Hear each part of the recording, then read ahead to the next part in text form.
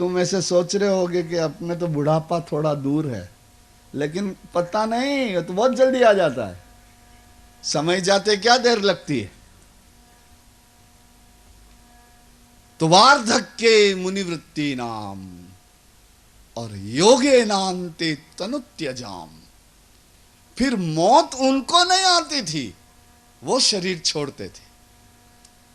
एक तो मौत तुमसे शरीर छुड़वा दे, और एक तुम समझबूझ करके शरीर छोड़ दो। दोनों में अंतर है ना। तो इसलिए देवहूति अब वृद्ध हैं, अब उनकी उम्र हो गई है। हाथ जोड़कर भगवान के आगे पूछ रही हैं, मैं इन इंद्रियों की तृष्णाओं से घबरा गई हूं, ये इंद्रियां तृप्त ही नहीं होती। आप सूर्य के समान और नेत्र के समान मुझे मिल गए हैं। आप आदि पुरुष हैं, आप नारायण हैं। आप कृपा करें, मुझे ज्ञान का उपदेश दें। श्री भगवानुवाच। भगवान मैत्रेय ऋषि कहते हैं कि जब देवहूति ने इस तरह पूछा, हे विदुर, तब भगवान उत्तर देने लगे। श्री भगवानुवाच। योगः आध्यात्मिकः पुंसां मतो निःश्रेयसाय मे अत्यन्तो परतिर्यत्र दुःखस्य च सुखस्य च। ए मां, मैं एक आत्मनिष्ठ योग है। मेरी दृष्टि से मनुष्यों के लिए उनके कल्याण का वही साधन हो सकता है, एक आत्मनिष्ठ योग। ए मां, यह चित्त जो है ना, जब विषयों के साथ रहता है तो इसे बंधन प्राप्त होता है, और अगर यह चित्त ईश्वर में आसक्त हो जाता है तो इसे मुक्ति प्राप्त हो जाती है। मां,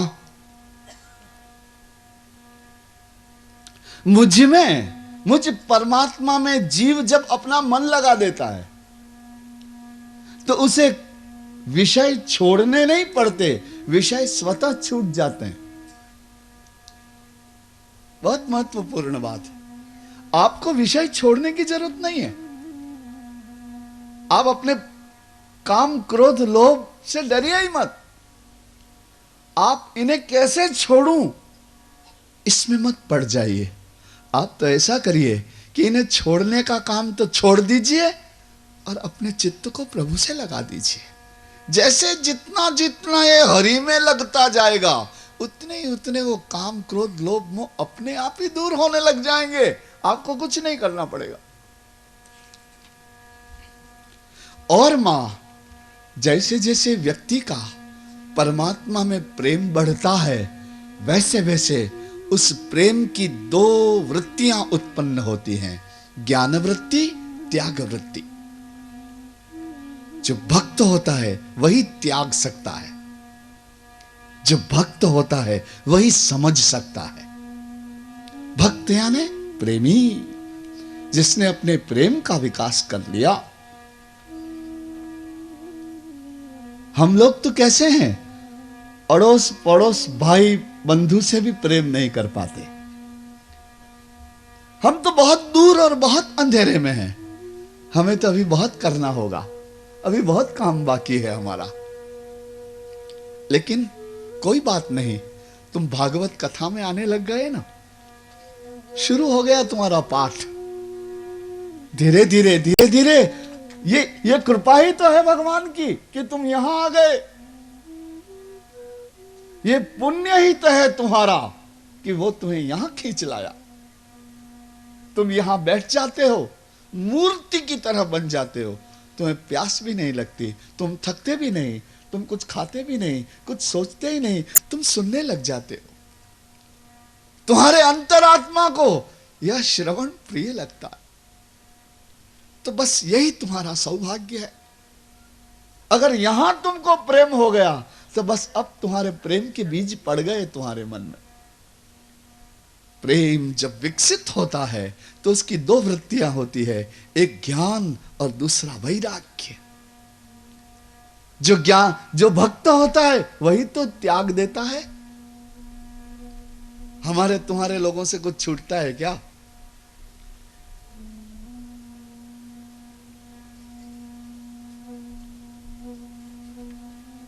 कैसे उस महारानी मीरा ने अपना पद त्याग दिया, राजमहल त्याग दिया, भोग त्याग दिए। बोलिए कैसे त्यागा क्यों त्यागा? क्योंकि उसके पास विशाल प्रेम का खजाना था। उसके पास ऐसा रत्न था जिसके आगे सभी रत्न फीके थे। वो तो कहती है राम रतन धन पायो, वो यूं कहती है मैंने राम नाम का रत्न पा लिया है, इसके आगे दूसरे कोई रत्न काम। वो तो रानी थी, महारानी मीरा थी वह, और उसने छोड़ दिया अपने राजमहल को, अपने रानी पने को भी छोड़ दिया। इतने बड़े बड़े हजारों बक्सों भर के उनके पास आभूषण थे, लेकिन उसने तुलसी की माला को प्यार किया और वो जोगन बन गई, कपड़े भी ऐसे ही पहनने लगी। और रानियां तो पर्दे में रहती हैं, वो तो गलियों में, वृंदावन की गलियों में नाचने लग गई। वो तो कृष्ण नाम और साधु संगत करने लग गई। ऐसा सब उसने कैसे छोड़ दिया?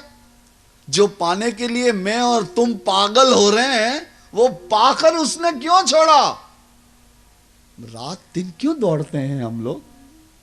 क्यों सोचते हैं? हमारी सारी शक्तियों को हम अपना वैभव बढ़ाने में लगाए हुए हैं। हम क्या पाना चाहते हैं? बहुत सा वैभव पाना चाहते हैं।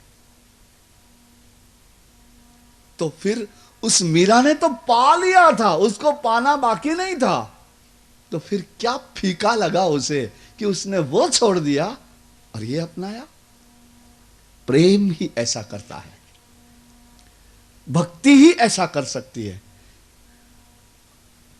कपिल भगवान कहते हैं कि मां, जब यह चित्त भगवान में लगता है तो इसके काम क्रोध लोभादि विकार दूर हो जाते हैं और इसके मन में प्रभु का प्रेम भक्ति उत्पन्न हो जाती है।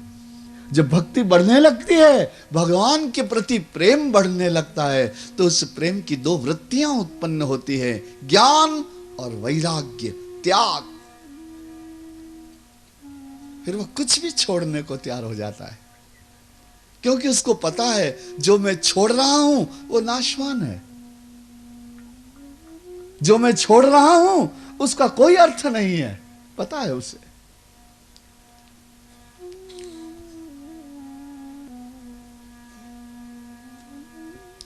ओ माता,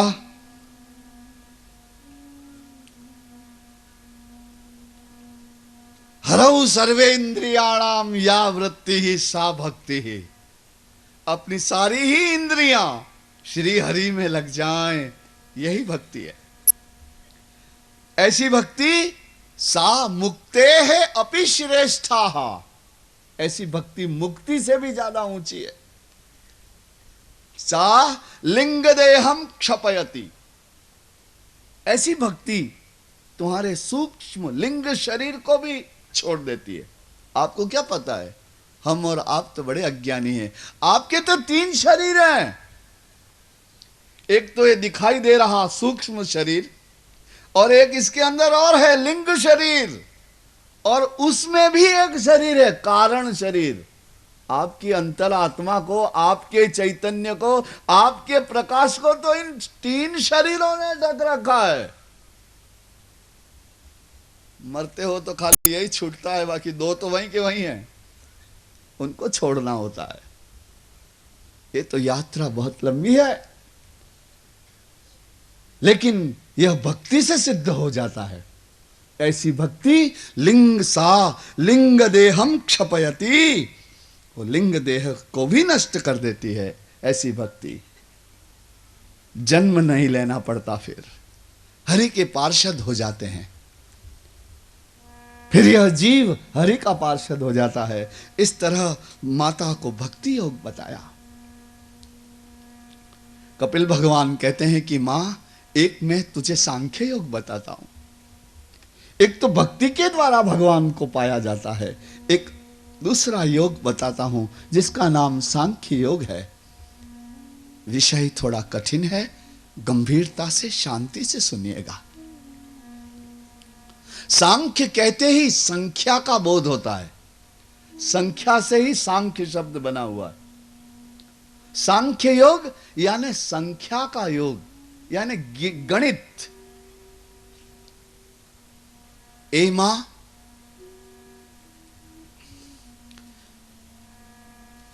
दो तत्व हैं, एक पुरुष एक प्रकृति। देखिए सांख्य योग है ना, इसलिए गणित से शुरू होगा। एक तो है पुरुष, एक है प्रकृति। पुरुष चैतन्य है, प्रकृति जड़ है। पुरुष में जीवंतता है, प्रकृति में कोई जीवंतता नहीं है। जैसे पत्थर, पत्थर तो जड़ है ना, जड़ का क्या लक्षण होता है? एक ही जगह रहता है, उसे जड़ कहते हैं। स्वयं कुछ नहीं कर सकता, उसे जड़ कहते हैं। प्राण रहित जो है उसे जड़ कहते हैं। दो तत्व हैं मां, एक तो है पुरुष, एक है प्रकृति। पुरुष चैतन्यवंत है और प्रकृति जड़ है। पुरुष तो एक ही है, लेकिन प्रकृति 24 तत्वों की बनी हुई है। लेकिन ये 24 ही तत्व जड़ हैं, क्योंकि ये प्रकृति के प्रकार हैं, इसलिए जड़ हैं। प्रकृति में अपना कोई चैतन्य नहीं, प्रकृति में अपना कोई प्रकाश नहीं, प्रकृति में अपना कोई जीवन नहीं। प्रकृति जड़ है, लेकिन वह प्रकृति 24 तत्वों की बनी हुई है। अब उसमें से 5 तत्व तो ये हैं, ज्ञान इंद्रियां, जिससे ज्ञान होता है। देखिए मैं आपके शरीर का इतिहास बता रहा हूं, आपको ही पता नहीं है कैसे कैसे चल रहा है। देखिए 5 तो हैं ज्ञान इंद्रियां, जिससे आपको ज्ञान होता है। एक तो आंख, दूसरे कान, तीसरा नाक, चौथी जीभ और 5वीं ये त्वचा, चमड़ी। इन 5 से आपको 5 बातों का ज्ञान होता है। आंख से आपको दृश्य दिखाई देता है, रूप दिखाई देता है। कान से आपको शब्द सुनाई देते हैं, ज्ञान होता है शब्द का। ज्ञान होता है कि शब्द मधुर हैं कि कड़वे हैं, कठोर हैं कि प्रेम से भरे हुए हैं। शब्दों का ज्ञान होता है, शब्द कैसे हैं यह ज्ञान कान से होता है। और सुंदरता असुंदरता का ज्ञान आंख से होता है, और गंध दुर्गंध का ज्ञान नाक से होता है, और कड़वा खारा मीठा ये ज्ञान जिह्वा से होता है, और प्रेम भरा स्पर्श है कि कठोर स्पर्श है ये चमड़ी से पता लगता है। गर्मी है कि सर्दी है, स्पर्श प्रिय है या स्पर्श अप्रिय है, प्रेमी ने छुआ या किसी कठोर हृदय के व्यक्ति ने मुझे छुआ, इसका पता लग जाता है। यह ज्ञान चमड़ी से होता है। तो 5 तो ज्ञान इंद्रियां हैं, और 5 कर्म इंद्रियां हैं जिन्हें ज्ञान नहीं होता, वे खाली काम करती हैं। जैसे जिह्वा, ये बोलने का काम करती है, उभयेंद्रिय है ये 2 in 1।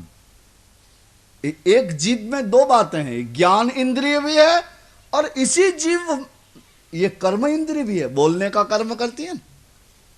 एक तो कर्म करने वाली इंद्रिय, दूसरे हाथ, ये हाथ कर्म करते हैं, इनको ज्ञान कुछ नहीं होता, ये 2 काम ही कर पाते हैं, आदान और प्रदान, लेना और देना, यही काम करते हैं ये, और इनका कोई काम नहीं है दूसरा।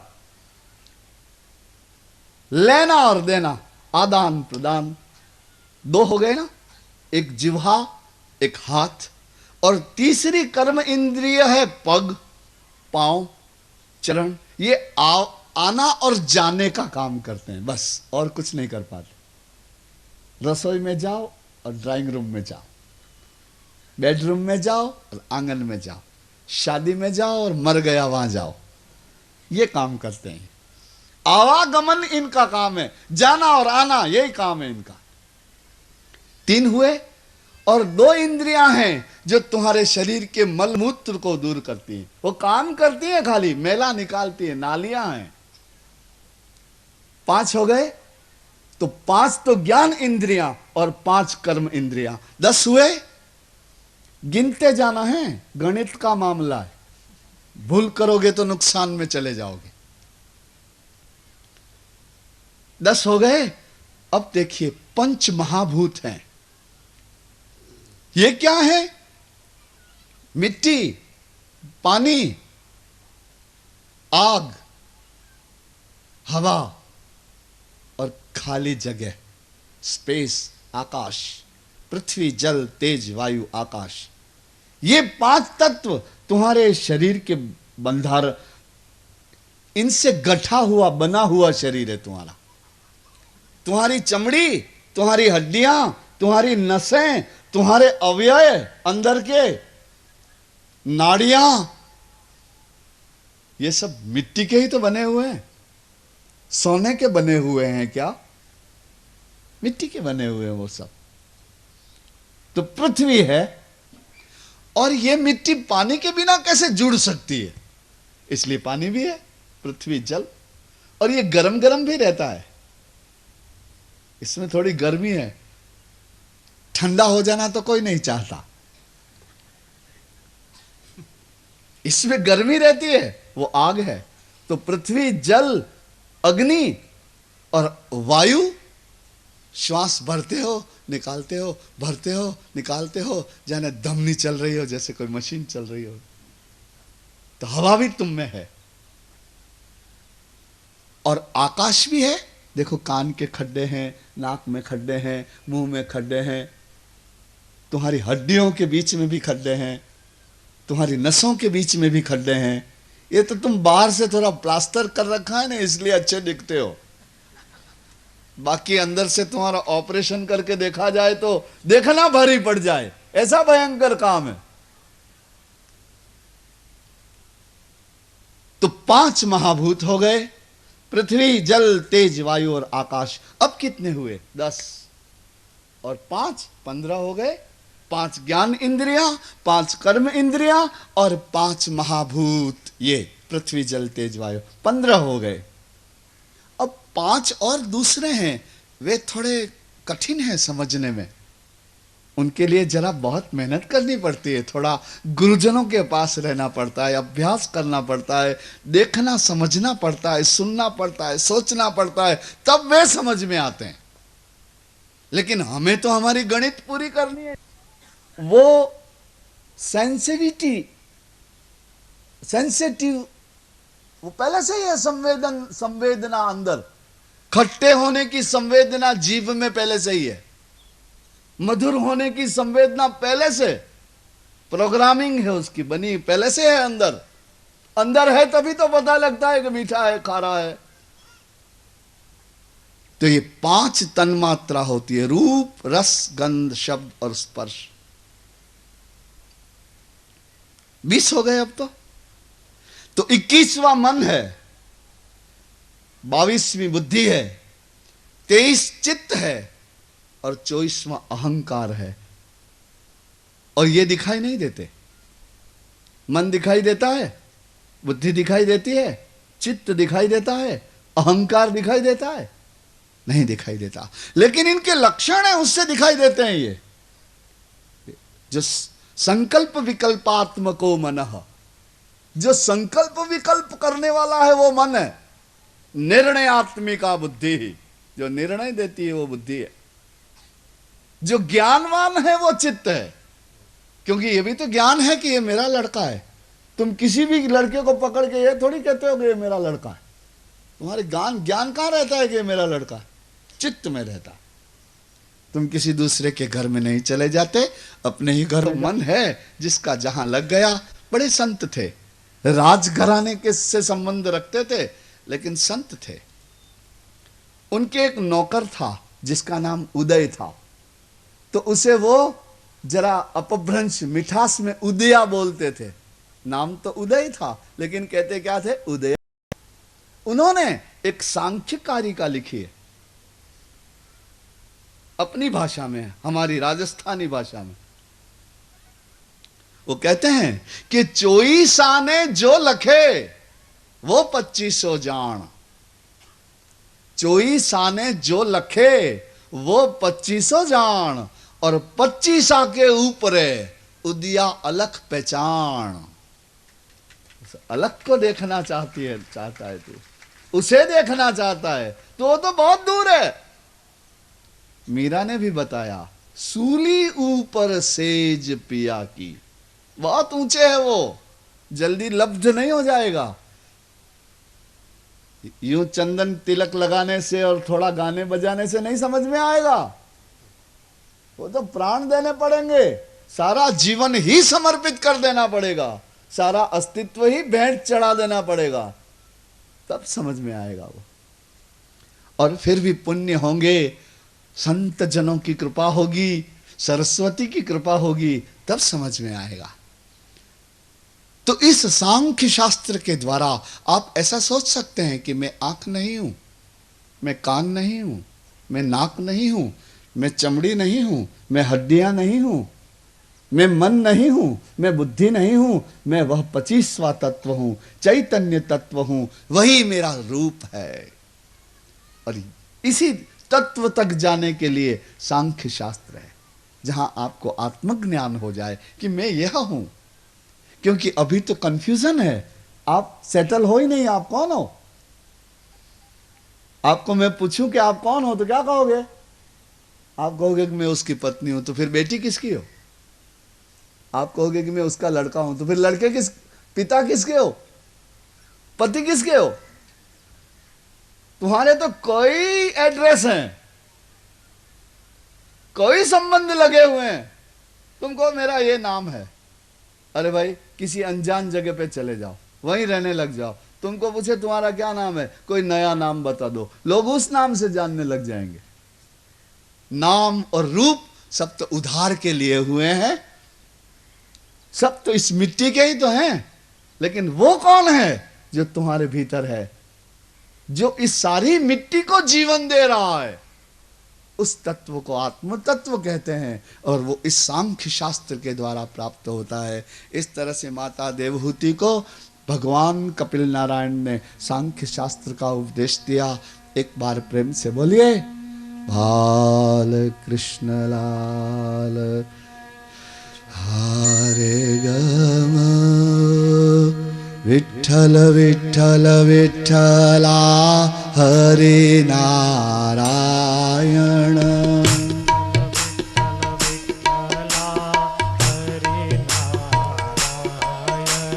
विठ्ठल विठ्ठल विठ्ठला हरे नारायण।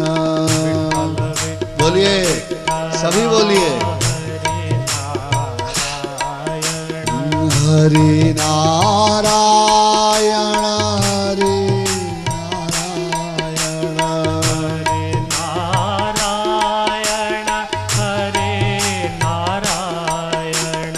हरि नारायण हरि नारायण हरि नारायण विठ्ठल विठ्ठल विठ्ठला हरि नारायण। बोलो भाऊ, विठ्ठल विठ्ठल विठ्ठला हरि नारायण। विठ्ठल विठ्ठल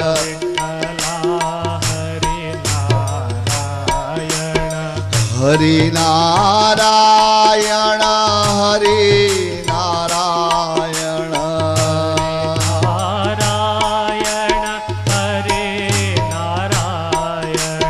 हरि नारायण हरि नारायण विठ्ठल विठ्ठल विठ्ठला हरि नारायण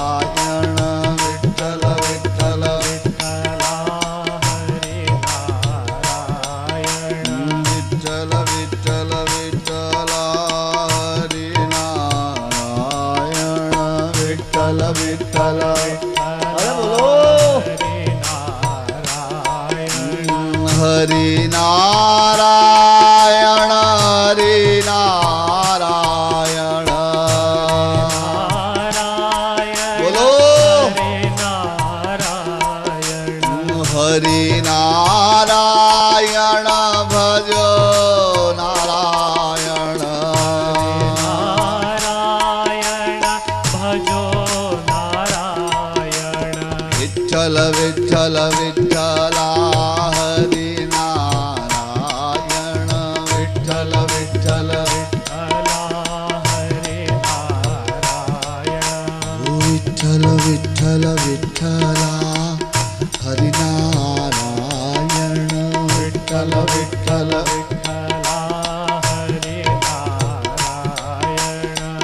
हरि नारायण हरि हरि नारायण हरि नारायण हरि नारायण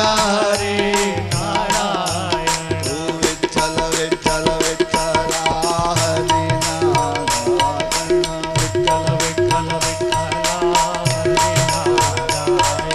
विठ्ठल विठ्ठल विठ्ठला हरि नारायण विठ्ठल विठ्ठला हरि नारायण बोलिए पीछे से बोलिए हरि नारायण हरि नारायण हरि नारायण हरि नारायण हरि नारायण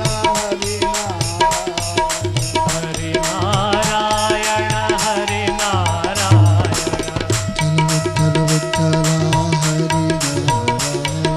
नारायण हरि नारायण विठ्ठल विठ्ठला हरि नारायण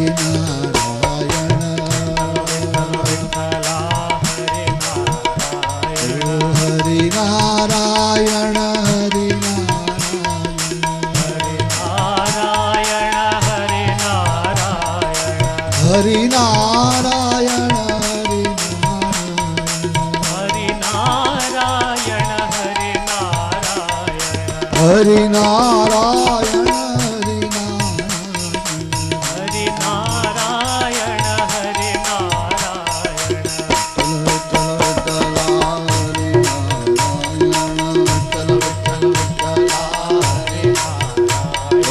विठ्ठल विठ्ठल विठ्ठला हरि नारायण हरि नारायण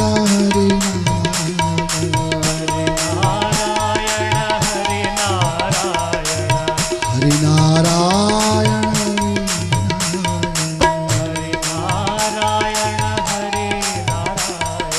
हरि नारायण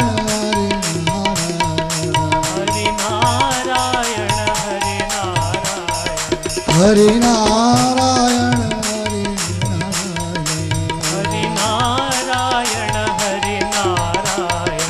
हरि नारायण भजो हरि नारायण भजो नारायण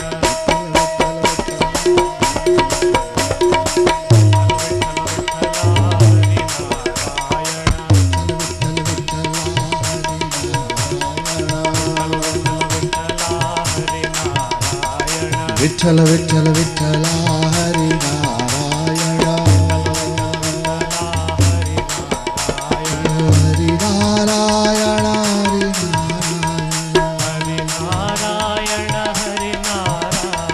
हरि नारायण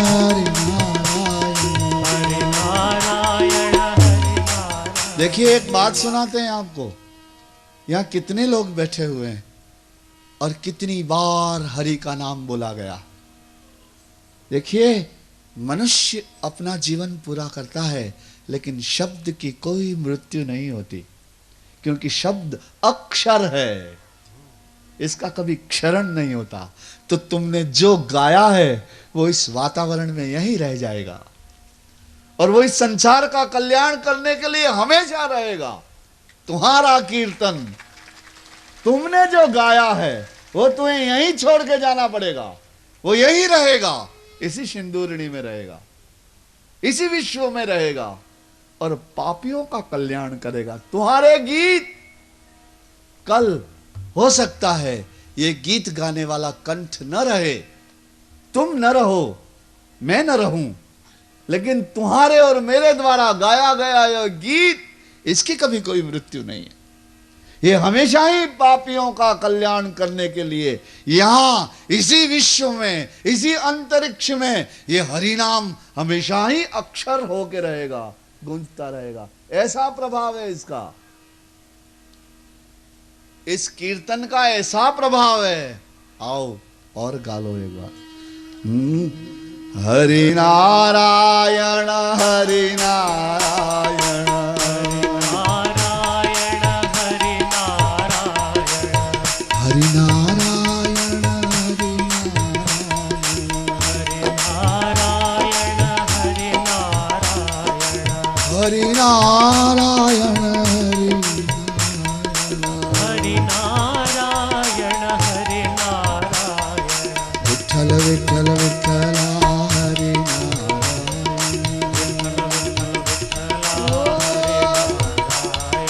विठ्ठल विठ्ठल विठ्ठला हरि नारायण विठ्ठल विठ्ठल विठ्ठला हरि नारायण हरि नारायण हरि नारायण हरि नारायण हरि नारायण हरि नारायण हरि नारायण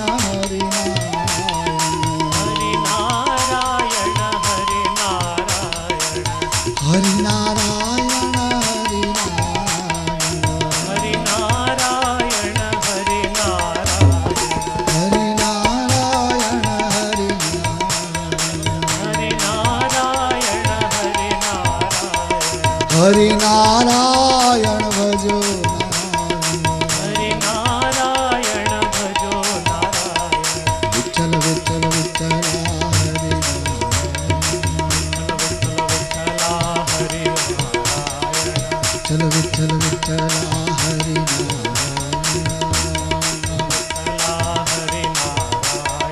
हरि नारायण हरि नारायण हरि नारायण हरि नारायण हरि नारायण हरि नारायण ओ बाल कृष्णलाल की जय। माता देवहूति को भक्ति योग बताया, सांख्य योग बताया, फिर अष्टांग योग बताया।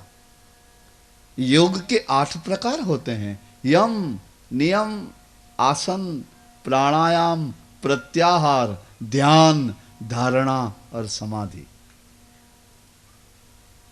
ये 8 अंगों का आचरण करने के लिए सन्यासी हो जाना पड़ता है। इसलिए हम तुमसे तो ये होने वाला नहीं, सुन तो लो। क्योंकि यम, नियम, आसन, प्राणायाम, प्रत्याहार, ध्यान, धारणा और समाधि। एक कवि कहते हैं कि उधो सहज समाधि बली। एक ऐसी भी समाधि है जो अपने आप लग जाती है, उसमें यम, नियम, आसन, प्राणायाम, प्रत्याहार नहीं करने पड़ते। वो प्रेम समाधि है, वो अपने आप ही लग जाती है। उसमें पता ही नहीं लगता, चित्त तद्रूपता धारण कर लेता है। जैसे तुम प्रेम करते हो वैसा ही तुम्हारा चित्त हो जाता है, तुम्हें तुम्हारा ध्यान ही नहीं रहता। तो अष्टांग योग, फिर माता को ध्यान योग बताया। ये किया जा सकता है प्रातः काल, जरा नहा धो करके, अथवा न नहा धो तो जैसे ही नींद में से उठे वैसे ही जरा इस जीवन में भी, इस भागते दौड़ते जीवन में भी ये किया जा सकता है। 15 मिनट निकाल लो रोज के, अपने आसन पर बैठ जाओ, अपने बिस्तर पर बैठ जाओ, स्थिर होकर के बैठ जाओ, अपने आप को एकाग्र करने का प्रयास करो। तुम्हारा आसन स्थिर होगा, शरीर स्थिर होगा तो मन भी स्थिर होने लगेगा। क्योंकि किसी बर्तन में दूध रखा है और आप बर्तन को हिलाओगे तो दूध तो हिलेगा ना, लेकिन अगर बर्तन एक जगह रख दिया तो दूध भी स्थिर हो जाएगा। उसी तरह तुम एक आसन पर बैठ जाओ रोज प्रातः काल नींद में से उठते ही, क्योंकि अगर देर कर दोगे ना तो फिर आक्रमण शुरू हो जाएंगे। सवेरा होते ही वो कहेंगे कि अरे सुनती है चाय नहीं रखी। बच्चा कहेगा कि मम्मी मेरा थे कहाँ है मेरा पेन, मेरे किताबें कहाँ हैं, स्कूल की देर हो, ऐसा हो जाएगा। कई व्यवधान आने लगेंगे। इसलिए सवेरे का टाइम अच्छा रहेगा मेरे कहने से। प्रातः काल ही उठ जाइए, अपने आसन पर बैठ जाइए और रात को निश्चित करके सोइए। ये याद रखिएगा, जिन विचारों में तुम सोते हो उन्हीं विचारों में तुम उठते भी हो। इसलिए रात को सोने के पहले सावधानी से यह निश्चय करके सोना कि सवेरे उठते ही प्रभु का ध्यान करूंगा। और फिर सवेरे उठते ही आसन पर बैठ जाओ, अपने शरीर को स्थिर बनाओ और फिर ध्यान करो। किसका ध्यान करोगे?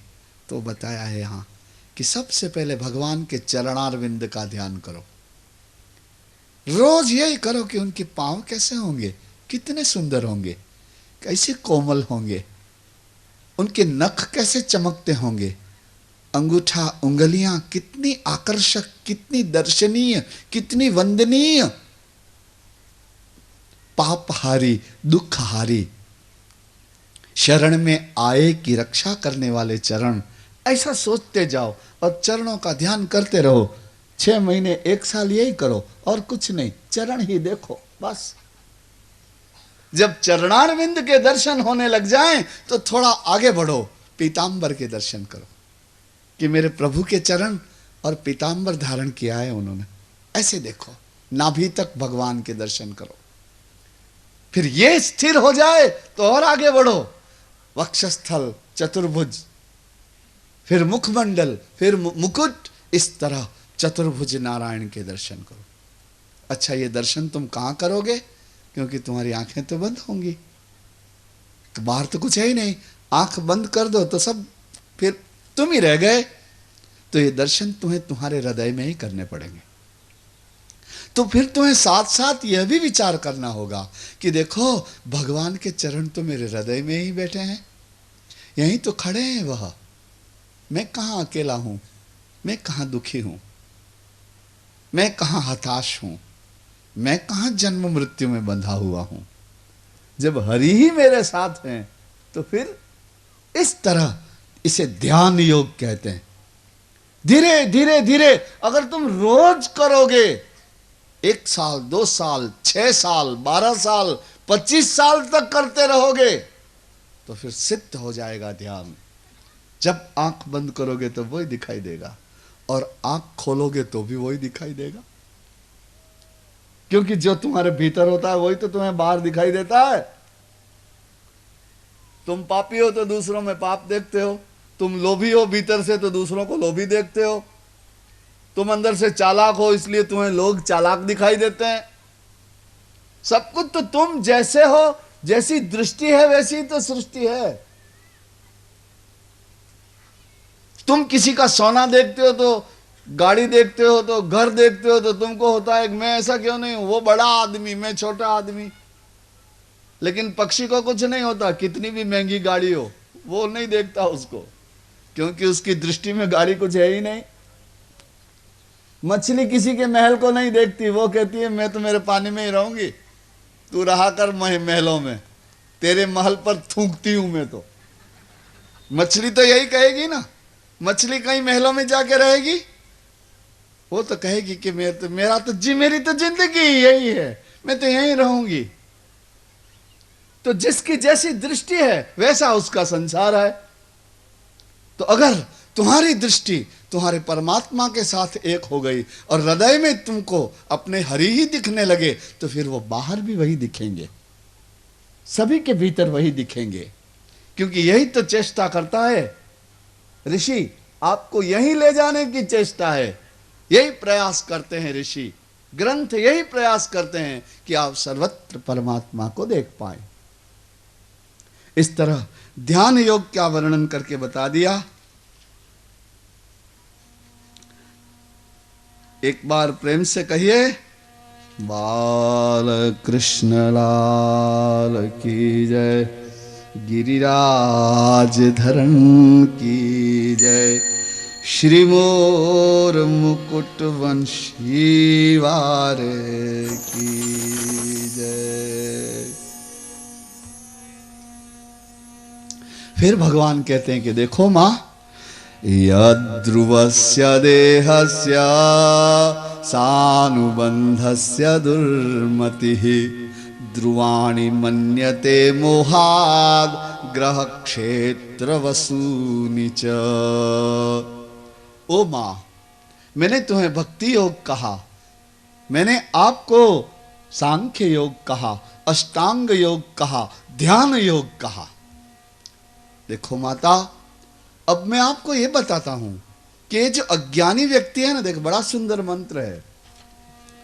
यद्रुवस्य देहस्य, यद्रुवस्य देहस्य सानुबंधस्य दुर्मतिः, ध्रुवाणि मन्यते मोहात् ग्रह क्षेत्र वसूनि च। जो दुर्मति है, इस मंत्र में एक शब्द आया, यद्रुवस्य देहस्य सानुबंधस्य दुर्मति। जो दुर्मति है, कुबुद्धि वाला है, जिसकी बुद्धि अभी ज्ञान से शोभा ज्ञान नहीं मिला है जिसे, ऐसा दुर्बुद्धि व्यक्ति इस अध्रुव देह को ध्रुव समझता है। अध्रुव यानी जो हमेशा नहीं है। ध्रुव तो हमेशा रहते हैं ना, ध्रुव तारा। प्रलय हो जाता है लेकिन ध्रुव तारा तो वैसे ही रहता है। ध्रुव यानी सनातनता, शाश्वतता। तो जो व्यक्ति इस नश्वर शरीर को शाश्वत समझता है, अपने घर को, अपने परिवार को शाश्वत समझता है, इस तरह से रहता है जाने उसको कभी जाना ही नहीं यहां से। सारी चाबियां अपने पास रखता है, किसी को नहीं देता।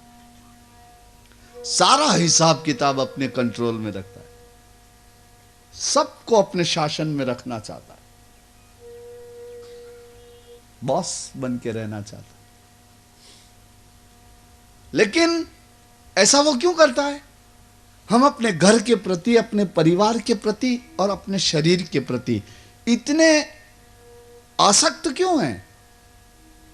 इसलिए कि हम कहने को तो कहते हैं कि एक दिन आए हैं, एक दिन चले जाएंगे, लेकिन हम ऐसा समझते नहीं अंदर से, ऐसा चाहते नहीं अंदर से।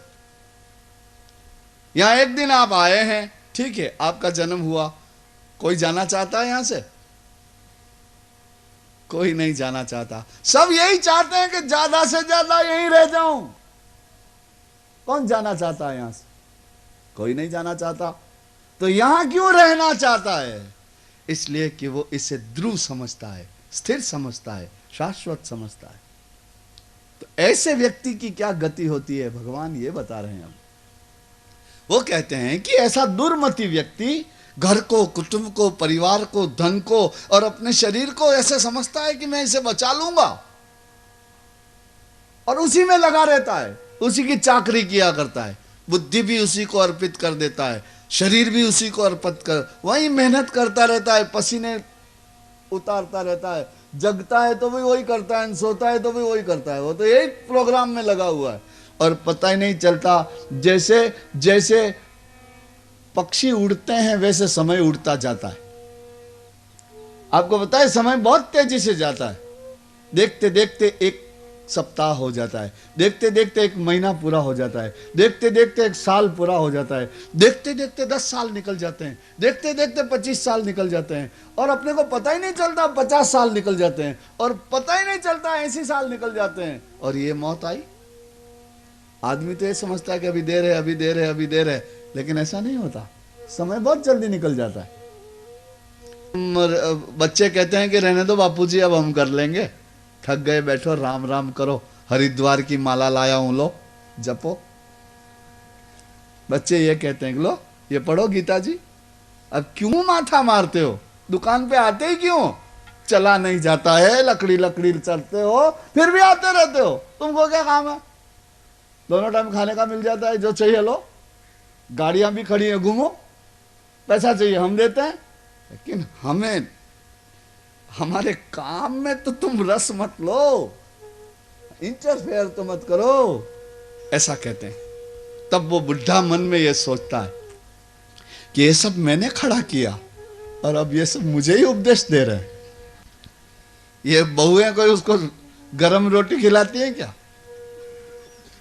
नहीं नहीं नहीं, नहीं। लड़का बेचारा काम करने जाता है, नौकरी करने जाता है, मजूरी करने जाता है। बुढ़ा तो बेचारा उस बहू के भरोसे ही ना, जो किसी दूसरे के घर से बहू होके आई है, यहाँ दूसरे माँ बाप है, दूसरे संस्कार हैं उसके। वो भिखारी को डालती है वैसे थाली खिसका देती है, खाओ, यही बनाया है आज। ये नींबू है बहू, कि कौन सा नींबू, कौन तुम्हारा पिताजी लाए?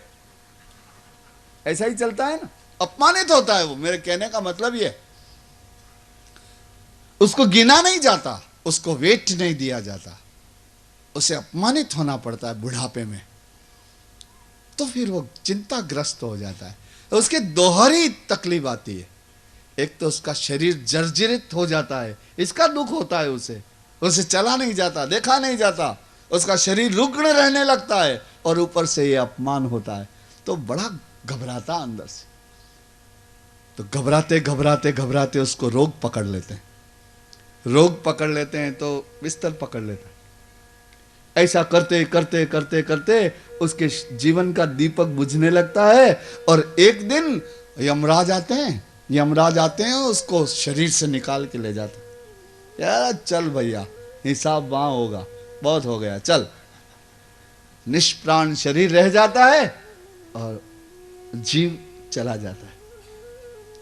वहां जाकर के थोड़े स्वर्ग नरक के थोड़े चक्कर काटता है, फिर से बरसता है, अन्न में आ जाता है, अन्न से पुरुष के शरीर में आता है, पुरुष के शरीर से स्त्री के शरीर में जाता है, और फिर वहां उसका शरीर गठना शुरू हो जाता है, नई माला गूंथी जाती है। देखिए, उसके लिए भी यहां पर सारा एक चित्र है।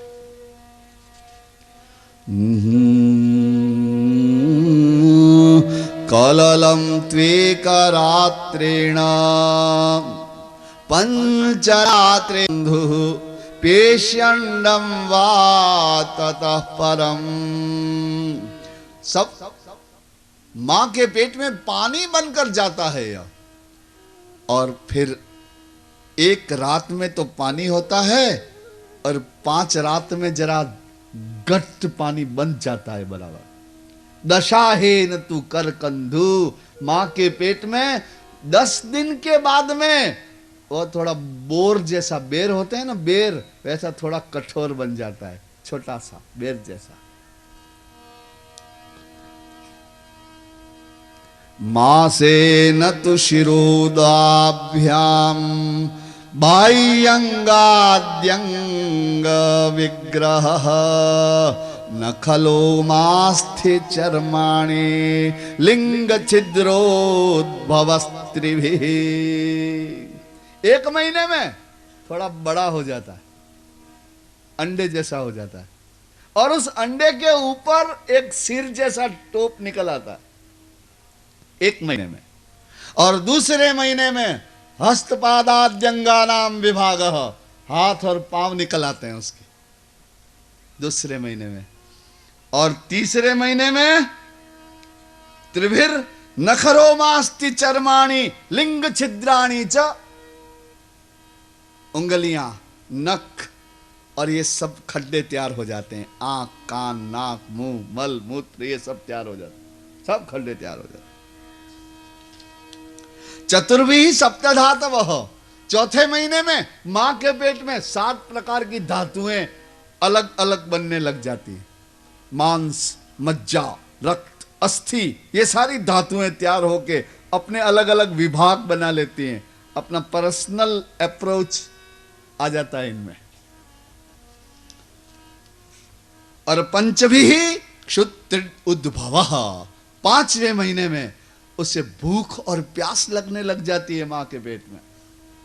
तो फिर वो जार से बन जाता है, नाल होती है ना एक, उससे बन जाता है और लपेटा जाता है और मां के पेट में उल्टा लटक जाता है, माथा नीचे पांव ऊपर। और मां के पेट में बहुत छोटी सी जगह होती है और उसमें वापस खून और पानी और भरा रहता है। उस अंधेरे खड्डे में उससे बंधा हुआ उल्टे माथे लटकता रहता है।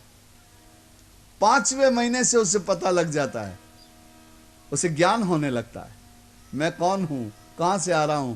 माता के गर्भ में ज्ञान हो जाता है जीव को। बहुत कसमस आता है, बड़ी असुविधा महसूस करता है, हिल नहीं सकता, छूट नहीं सकता, निकल नहीं सकता।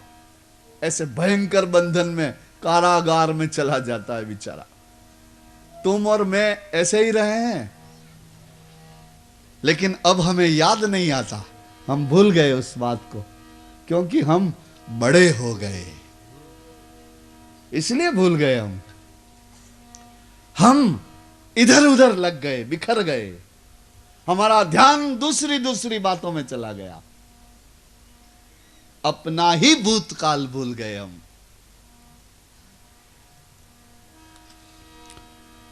छठे महीने में षड्भिर जरायुणावेष्टितो दक्षिणे कुक्षौ भ्राम्यति। छठे महीने में तो जरा से, जार से बंध जाता है और माता के पेट में राइट साइड, दक्षिण कुक्ष, दाहिनी तरफ ज्यादा उसका झुकाव होता है मां के पेट में, वहां पड़ा रहता है वो। वहां छठे महीने के बाद उसे याद आता है कि अरे अरे, मैंने कैसे पाप किए कि मैं इस अंधेरे में, इस बंधन में पड़ा हूं। तो वहां उसको अपने पूर्व जन्म के किए हुए पाप याद आते हैं। तो अपने ही पापों को देख के घबरा जाता है, डर जाता है और डर के भगवान का भजन करने लगता है। कैसे भजन करता है सुनिए, यहां हम बताता हूं आपको।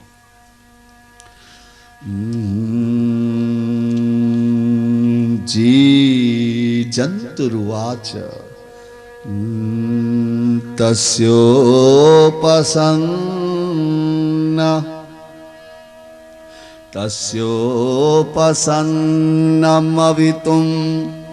जगदिच्छयात्त नानातनोर्भुवि चलच्चरणारविन्दम्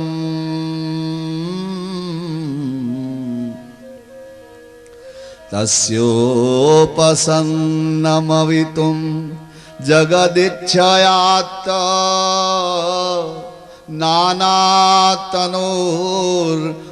चलच्चरणारविन्दम् सोऽहं व्रजामि शरणं यकुतो भयं मे येनेदृशी गतिरदर्यसतो नुरूपा। ओ भगवान, ओ नारायण, आपने मुझे जो अंधेरे में डाला है, बंधन में डाला है, इस गंदगी में डाला है, इस तरह जो बांध दिया है, ये बराबर ही है। जैसे मेरे कर्म वैसा मुझे फल आपने दिया है। मैंने बहुत पाप किए थे, इसीलिए तो यहां आया हूं, ऐसे बंधन में पड़ा हूं। लेकिन आप तो दयालु हो, मैं पापी हूं, आप तो दयालु हो, कृपा करो और मुझे यहां से निकालो। मुझे कब निकालोगे आप? मेरा शरीर जल रहा है, मेरी श्वासें घबरा रही हैं, आप मुझे कब निकालोगे? भगवान, मैं प्रतिज्ञा करता हूं कि एक बार इस गर्भवास के बंधन से मुझे मुक्ति दे दो, फिर मैं कभी कोई पाप नहीं करूंगा, फिर कभी मैं विषयों में नहीं जाऊंगा। कभी मैं किसी का हृदय नहीं दुखाऊंगा, कभी चोरी नहीं करूंगा, कभी लोभ नहीं करूंगा, कभी अभिमान नहीं करूंगा, कभी कोई पाप नहीं करूंगा। भगवान मैं पापी हूं, आप तो दयालु हो। इस तरह से वो प्रार्थना करता रहता है, हरि को रटता रहता है, भजन करता रहता है। और 9 महीने पूरे होते हैं और मां के पेट में खास प्रकार की वायु का दबाव होता है, उससे उसका जन्म होता है। जन्म होते ही रोने लगता है और थोड़े समय के बाद में जैसे जैसे जैसे बड़ा होता है, माँ के स्पर्श को समझने लगता है, माँ के दूध को पहचानने लगता है, माँ के शरीर की गंध को पहचानने लगता है। थोड़ा बड़ा होता है तो पप्पा बोलने लगता है, मम्मी बोलने लगता है। और बड़ा होता है तो भाइयों के साथ, और धीरे धीरे धीरे धीरे फिर तो बड़ा होकर के मित्रों के साथ, पत्नी बाल बच्चों, वो की वही कहानी। वैसे के वैसे ही वापस आसक्त हो जाता है, वैसे के वैसे ही कमाने के लिए दौड़ता फिरता है, वैसे के वैसे ही मैं ये कर दूं, मैं ये कर दूं, मैं ये कर दूं, ऐसे सपने बना लेता है। और वैसे के वैसे ही बुढ़ा होता है जैसे पहले बताया, और वैसे के वैसे ही फिर खटिया में जाता है, वैसे के वैसे ही वापस मरता है, मर के फिर वैसे के वैसे ही मां के पेट में आता है जैसा अभी बताया। ऐसा अनंत बार इस जीव के साथ होता है। जो भगवान से विमुख है, जो ज्ञान से विमुख है, उस प्रत्येक जीव की ऐसी ही दशा होती है माता। इस तरह जो जन्म लेकर के भगवत भक्ति और आत्मज्ञान का आश्रय नहीं लेते, उन दुर्बुद्धि जीवों का ऐसा परिणाम आता है, ऐसे उनकी गति होती है। वो तो जन्म लेते रहते हैं और इसी तरह आसक्ति में डूबे रहते हैं। और जहां जहां जन्म लेते हैं वहां वहां माता पिता मिल जाते हैं, जहां जहां जन्म लेते हैं वहां भाई बंधु मिल जाते हैं, सगे संबंधी मिल जाते हैं। जन्म लेते हैं तो यौवन भी मिल जाता है, जन्म लेते हैं तो विषयों का स्वाद भी मिल जाता है, और फिर विषयों में आसक्ति हो जाने के कारण से विषय पदार्थों के संपादन के लिए दौड़ते रहते हैं, और जितना मिलता है वो उनको कम लगता रहता है।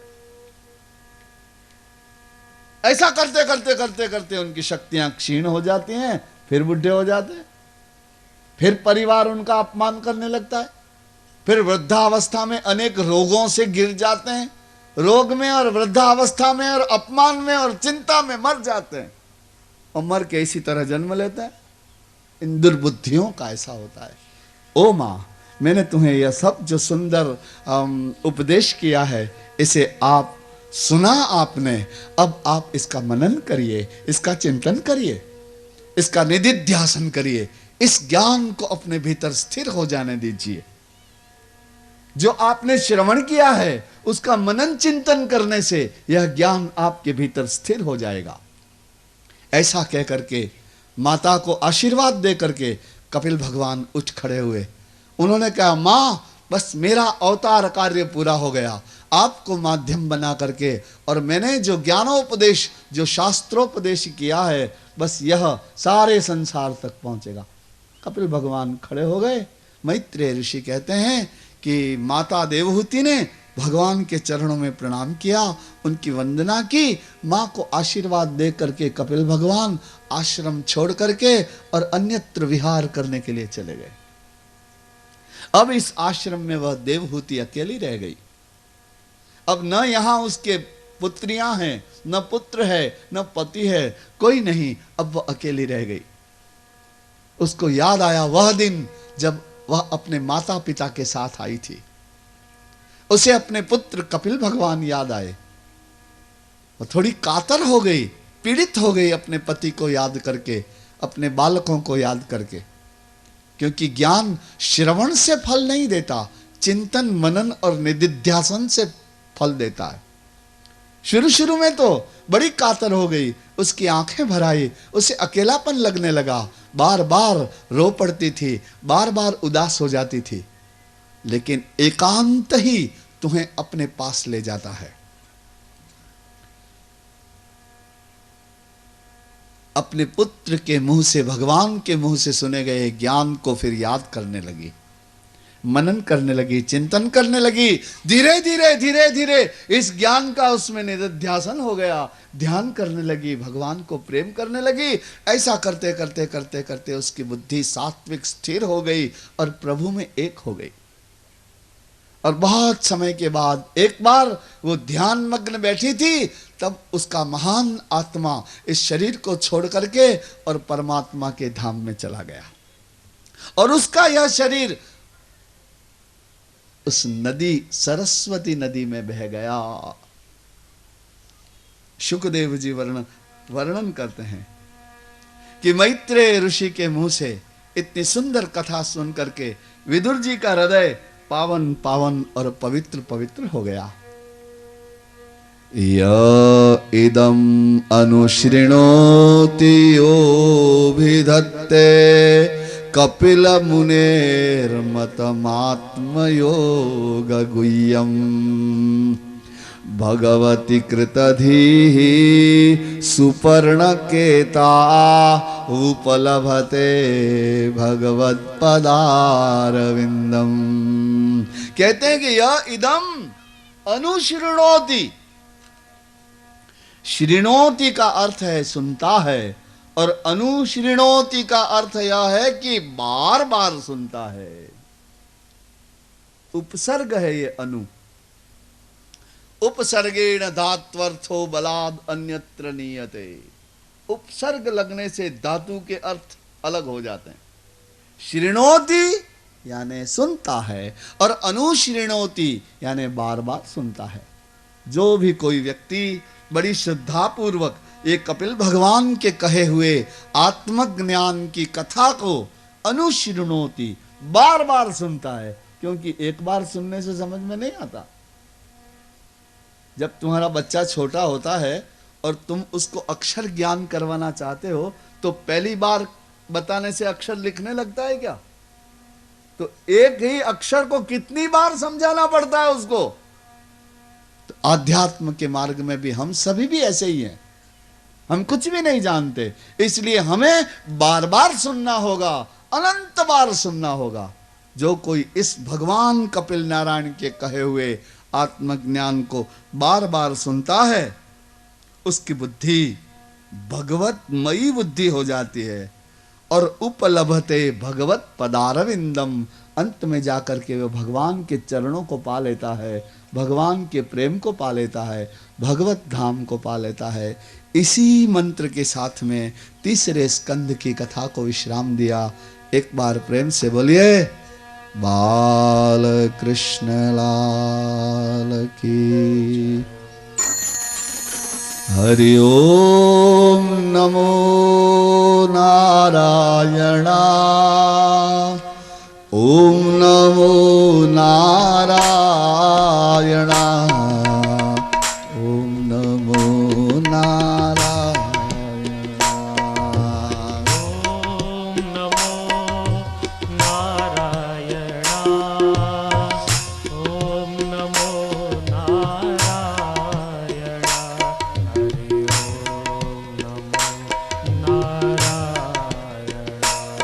हरि ओम नमो नारायणा। हरि ओम नमो नारायणा, ओम नमो नारायणा, ओम नमो नारायणा। ओम नमो नारायणा, हरि ओम नमो नारायणा।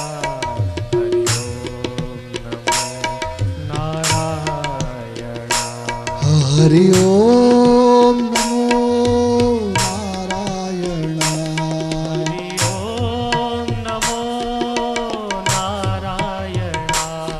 हरि ओम नमो नारायणा। ओम नमो नारायणा। ओम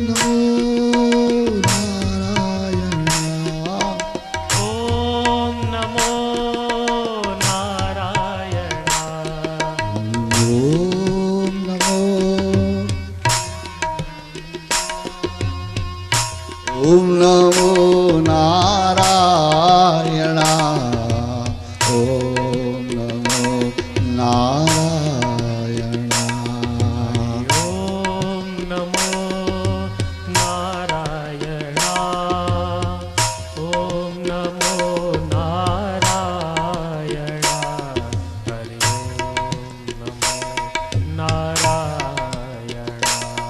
हरि ओम नमो नारायणा ओम नमो नारायणा ओम नमो नारायणा ओम नमो नारायणा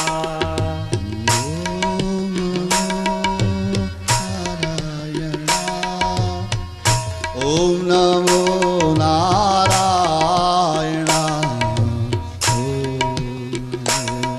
नारायणा हरि ओम नमो नारायणा ओम नमो नारायणा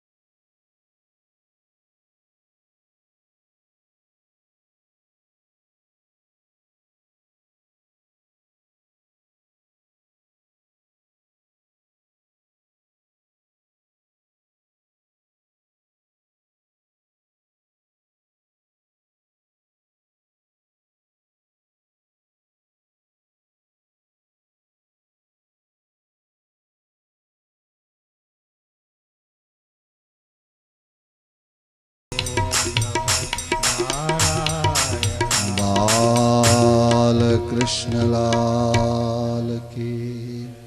आपने सर्ग की कथा सुनी, सृष्टि की कथा।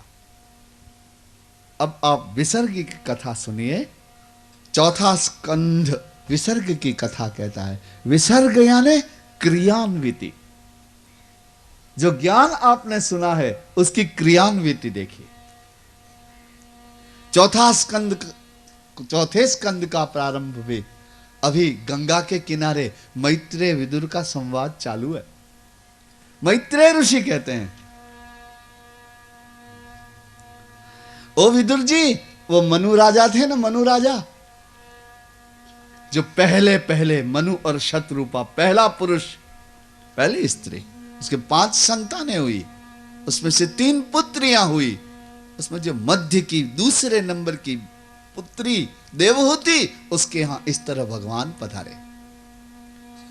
मैत्रेय ऋषि कहते हैं कि वो जो पहली पुत्री थी जिसका नाम आकुति था, उस आकुति का विवाह रुचि प्रजापति से हुआ।